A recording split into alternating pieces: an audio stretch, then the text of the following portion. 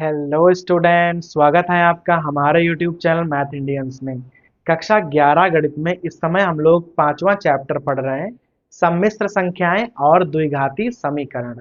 और भाई आज के इस वीडियो में आपको हम पढ़ाने वाले हैं विविध प्रश्नावली 5 का सवाल नंबर 12। तो भाई सवाल को पहले ढंग से पढ़िए। Z1 और Z2 हमारे पास दो सम्मिश्र संख्याएं हैं। मान है 2 माइनस आयटा और यहाँ है -2 प्लस आयटा। और भाई हमारे पास यहाँ दो सवाल दिए हुए हैं। देखो यहाँ पर लिखा है कि Z1 इंटू Z2 करना है, अपॉन में Z1 बार, अर्थात भाई Z1 का जो कॉन्जुगेट है वो लिखना है, हल करना है और उसका हमें रियल पार्ट निकालना है। आर माने भाई रियल पार्ट। यहाँ पर 1 अपॉन में Z1 और भाई उसकी जो कॉन्जुगेट है उसकी गुणा करनी है और हमें उसका इमेजिनरी पार्ट निकालना है। तो भाई समझ गए, यहाँ पर हमें रियल वाला पार्ट निकालना है और यहाँ पर हमें इमेजिनरी वाला पार्ट निकालना है। तो पहले हम इस वाले को भाई हल करेंगे। अब बहुत भाई ढंग से देखिएगा, लिखा है Z1 इंटू Z2। तो भाई पहले आप यहाँ मान रख लीजिए। तो यहाँ हो जाएगा 2 माइनस आयटा और भाई यहाँ हो जाएगा -2 और प्लस आयटा और अपॉन में क्या हो जाएगा।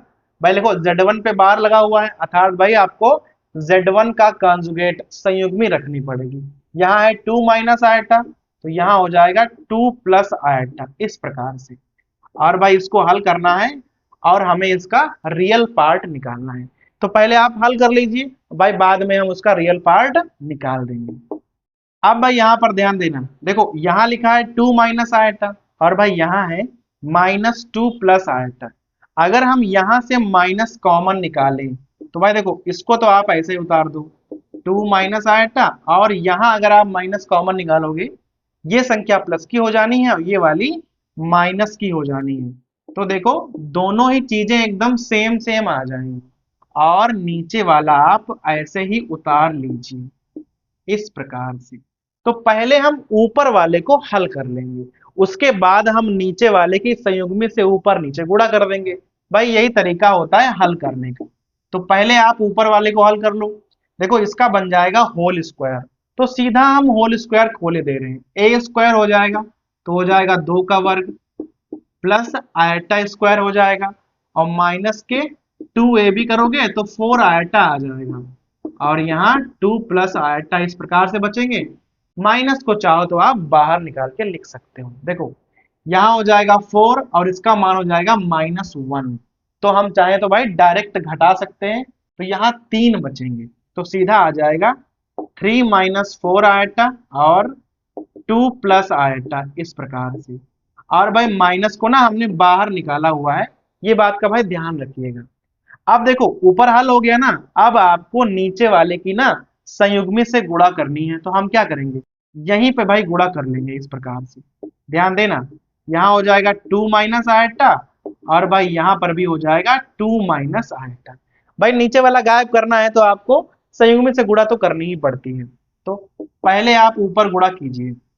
देखो 3 दूना यहाँ 6 हो जाएगा, -3 आयटा हो जाएगा, माइनस के यहाँ 8 आयटा आ जाएंगे और भाई माइनस माइनस प्लस, तो +4 आयटा स्क्वायर हो जाएगा। नीचे क्या आता है आपको भाई पता ही है, a plus B A minus B. तो ए स्क्वायर हो जाएगा सीधा 4 और माइनस के आ जाएंगे आयटा स्क्वायर। इसका मान भाई -1 होगा जो कि आगे चलकर +1 में बदल जाएगा। ऊपर देख लो कि क्या बचा हुआ है। देखो यहाँ 6 है और भाई ये वाला माइनस का 4 हो जाएगा जब आप आयटा स्क्वायर की वैल्यू रखोगे। तो 6 माइनस 4 आ जाएगा, ये दोनों जुड़ जाएंगे तो -11 आयटा बन जाएंगे। अभी भी एक माइनस बाहर है और ये वाला 4 एक 5 बन जाएगा, इस प्रकार से बनेगा। ठीक है, माइनस को भाई हमने बाहर रखा हुआ है। यहाँ पर आप ना इसे घटा लीजिए और हर संख्या को अलग अलग करके लिख लीजिए। देखो यहाँ आएंगे 2 और वहां आएंगे 11 आइटा, माइनस से आप गुणा कर दो तो यहाँ आ जाएगा -2/5, इस प्रकार से बनेगा। वो वाला हो जाएगा 11/5 आइटा। हल हो गया ना अब आराम से। अब भाई देख लो कि इस सम्मिश्र संख्या में रियल वाला पार्ट कौन सा है। तो भाई रियल वाला पार्ट ये वाला है। तो हमें निकालना था रियल पार्ट, तो हमारा आंसर क्या हो जाएगा, -2/5। तो भाई क्या करना है कि पहले अगर आपको ऊपर गुणा करनी हो तो आप कर लीजिए, फिर जैसे ही ऊपर गुणा खत्म हो जाए आप नीचे की संयुग्मी से ऊपर नीचे गुणा करिए, ताकि भाई नीचे से ना आयता गायब हो जाए। जैसे ही ऐसा हो जाएगा समझो आपकी संयुग्मी सरल हो गई है। फिर आप चाहो तो रियल पार्ट निकालो और भाई चाहो तो इमेजिनरी पार्ट निकाल लो। अब भाई इसके सेकंड वाले पार्ट पे आ जाओ। देखो अभी हमें ये वाला हल करना है और हमें इसका निकालना है इमेजिनरी वाला पार्ट। तो पहले आप इसे लिख लो। देखो 1 अपॉन यहाँ लिखा है Z1, तो भाई Z1 का मान रख लो 2 माइनस आयटा। फिर लिखा है Z1 बार, अर्थात भाई आपको Z1 की संयुग्मी लिखनी पड़ेगी। तो भाई संयुग्मी क्या हो जाएगी, 2 प्लस आयटा, इस प्रकार से। और भाई यहाँ पर आप ब्रैकेट यूज कर लो, 2 माइनस आयटा और यहाँ है 2 प्लस आयटा। तो भाई क्या हो जाएगा, देखो हल कर लो, 1/a-b a+b, तो ए स्क्वायर तो 4 हो जाएगा माइनस आयटा स्क्वायर, इस प्रकार से। इसका मान होता है माइनस का 1, माइनस माइनस हो जाएगा प्लस, तो 1/4 + 1 कुछ इस प्रकार से बनेगा और भाई आ जाएगा 1/5। देखो अभी हमारे पास जो समिश्र संख्या थी वो सरल हो गई है, सरल हो गई है। अब इसमें कहीं पर भी आपको आयटा दिख रहा है, नहीं है, यहाँ पर सीधा 1/5 है, आयटा नहीं है, अर्थात यहाँ पर इमेजिनरी पार्ट होगा ही नहीं। तो आप यहाँ लिख दोगे कि आपका जो इमेजिनरी पार्ट है वो कितना हो जाएगा, 0 हो जाएगा। क्योंकि भाई यहाँ पर आयटा बचा ही नहीं था, तो इमेजिनरी पार्ट 0 हो जाएगा। अगर आपसे रियल वाला पार्ट पूछता तो आप उत्तर में लिखते 1/5। तो भाई ये हो गया हमारा प्रश्न नंबर 12 के दोनों खंड। विविध प्रश्नावली 5 का सवाल नंबर 13। भाई इस सवाल में क्या है कि आपके पास कोई सम्मिश्र संख्या दी हुई है, आपको ना इसका मापांक और कोणांक ज्ञात करना है, मॉड्यूलस ज्ञात करना है और भाई थीटा वाला कोण भी हमें ज्ञात करना है। तो भाई लिखा है 1 + 2 आयटा, अपॉन में है 1 - 3 आयटा। तो सबसे पहले क्या करना पड़ेगा भाई, इसे आप पहले सरल कर लो। और सरल कैसे करते हैं भाई संख्या को, 1 + 2 आयटा और 1 - 3 आयटा। देखो जो भी संख्या अपॉन में लिखी होती है क्या करते हैं, उसकी संयुग्मी से हम ऊपर नीचे ना गुणा कर देते हैं, इस प्रकार से। तो भाई यहाँ पर भी हम वही करने वाले हैं, जो संख्या नीचे लिखी हुई है उसकी संयुग्मी से हमने ऊपर नीचे गुणा कर दी है। अब आपको भाई गुणा करनी है, गुणा कर लो। यहाँ पर देखो आ जाएगा 1 + 3 आयटा, 2 आयटस गुणा करोगे तो आ जाएगा 2 आयटा और 3 दूना 6 आयटा स्क्वायर। नीचे क्या होता है, हमेशा a square minus b square बनता है, क्योंकि भाई a + b a - b बनता है हमेशा।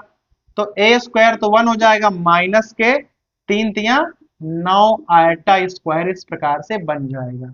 अब देख लो यहाँ 3 2 5 हो जाएंगे और इसका मान होता है माइनस का 1, तो यहाँ माइनस के 6 हो जाएंगे। तो 1 - 6 आप अलग लिख लो और यहाँ 3 2 5 आयटा आप अलग लिख लो। यहाँ पर भी मान रखोगे तो -1 होगा, तो यहाँ माइनस माइनस प्लस कर दिया करो, तो आ गया 1 + 9। ठीक है, अब देखो यहाँ पर करोगे ना तो आ जाएगा -5 + 5 आयटा और अपान में आ जाएंगे 10। अब भाई क्या करो, ऊपर से ना आप 5 ना कॉमन निकाल लो, तो हो जाएगा -1 + आयटा और यहाँ 10 हो जाएगा और इस प्रकार से आप भाग कर लो। अब आप संख्याओं को ना अलग अलग लिख दो, इस प्रकार से जैसे कि हम लिख रहे हैं, इस प्रकार से। अब देखो आपको ये साफ साफ लग रही है कि सम्मिश्र संख्या लिखी हुई है, किस टाइप से, x + iy टाइप से ये संख्या लिखी हुई है। अभी आपको ना इसका निकालना है मापांक, तो मापांक तो हम बड़े आराम से निकाल सकते हैं, सीधा आपको इसका मॉड्यूलस ज्ञात करना है। भाई देखो संख्या कुछ इस प्रकार से लिखी होती है, ठीक है, और जो इसका मॉड्यूलस होता है वो क्या होता है, √x² + y²। अब देख लो यहाँ x का मान ये है और y का मान ये वाला है, तो बताओ भाई यहाँ x का मान हो जाएगा माइनस का 1/2 और y का मान हो जाएगा 1/2 और आपको निकालना है यहाँ पर मॉड्यूलस। तो भाई कैसे ज्ञात करोगे, -1/2 का वर्ग कर दोगे और प्लस में 1/2 का वर्ग कर दोगे इस प्रकार से। इसका वर्ग भी 1/4 होगा, इसका वर्ग भी 1/4 होगा, तो भाई दोनों ही 1/4 बन जाएंगे। अर्थात भाई हल करोगे तो 2/4 बन जाएगा, जो कि हल करने के बाद 1/√2 बन जाएगा। अब भाई ध्यान देना, यहाँ पर देखो जो आपको समिश्र संख्या मालूम थी आपने उसका मापांक तो बड़े आराम से निकाल दिया है। अभी हमें चाहिए कोणांक, अर्थात भाई हमें थीटा का मान ज्ञात करना है। देखो थीटा का मान निकालने के पहले आपको सबसे पहले ना अल्फा निकालना होता है। अगर आप भाई अल्फा निकाल लोगे तो आप थीटा का मान बहुत आराम से निकाल सकते हो।